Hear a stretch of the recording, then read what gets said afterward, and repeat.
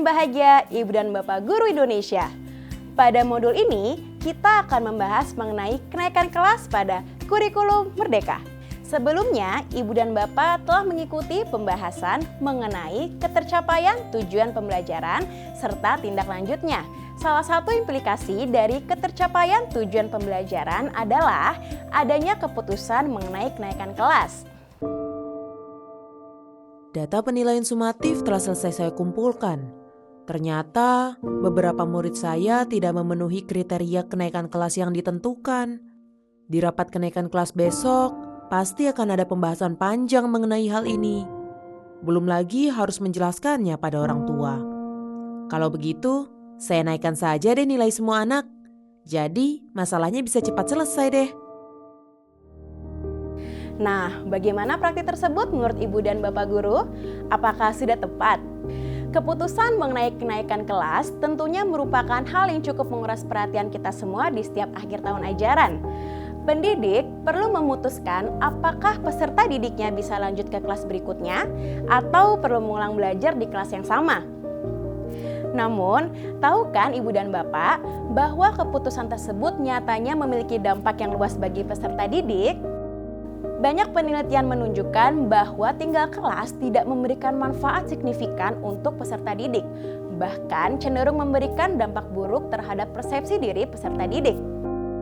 Survei PISA di tahun 2018 juga menunjukkan bahwa mengulang pelajaran yang sama selama 1 tahun tidak membuat peserta didik memiliki kemampuan akademik yang setara dengan teman-temannya, melainkan tetap lebih rendah.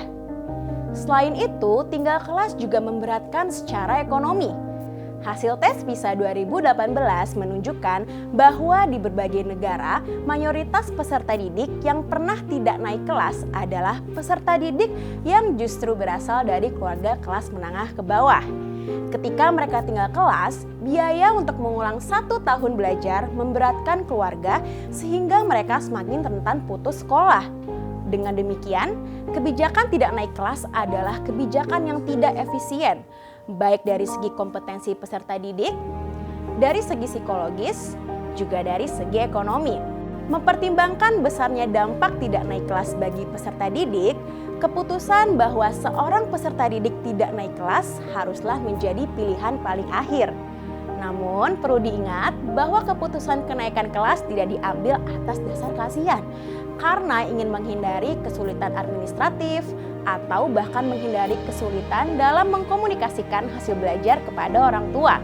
Pertimbangan kenaikan kelas diambil dari hasil pembelajaran dan tindak lanjut pembelajaran yang telah dilaksanakan. Pendidik perlu memonitor dan segera mengkomunikasikan permasalahan yang ditemui, misalnya mengenai motivasi belajar, penguasaan kompetensi, atau kehadiran. Secara rutin, ajaklah peserta didik berefleksi tentang perjalanan belajarnya dan berikan umpan balik untuk membantu mengatasi hambatan yang dihadapi. Pendidik juga perlu mendorong komunikasi yang lebih aktif dan kerjasama dengan orang tua dalam menentukan strategi untuk membantu peserta didik yang mengalami ketertinggalan. Lalu, apa yang perlu pendidik lakukan jika di akhir tahun ajaran tetap ada peserta didik yang tidak memenuhi capaian pembelajaran?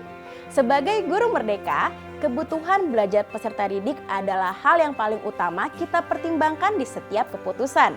Bisa jadi mengulang semua mata pelajaran selama setahun penuh bukanlah kebutuhan belajar peserta didik. Yang mereka butuhkan adalah pendekatan atau strategi belajar yang berbeda, bantuan belajar yang lebih intensif, dan waktu yang sedikit lebih panjang. Maka pendidik dan sekolah perlu memberikan dukungan-dukungan tersebut terhadap peserta didik yang belum menguasai capaian pembelajaran yang sudah ditentukan. Hanya pada kasus-kasus luar biasa, maka satuan pendidikan dapat menetapkan bahwa seorang peserta didik tidak naik kelas. Namun demikian, keputusan ini sebaiknya sudah menjadi pembahasan selama proses pembelajaran dengan orang tua, peserta didik, dan juga satuan pendidikan. Sehingga keputusan tinggal kelas bukanlah keputusan yang diambil secara tiba-tiba di akhir tahun. Lalu, siapakah pihak yang menentukan kriteria kenaikan kelas? Dalam kurikulum Merdeka, satuan pendidikan memiliki keleluasaan untuk menentukan sendiri kriteria kenaikan kelas.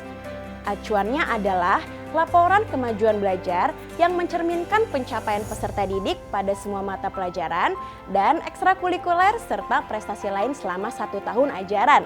Penilaian pencapaian hasil belajar didapatkan dengan membandingkan pencapaian hasil belajar peserta didik dengan kriteria ketercapaian tujuan pembelajaran.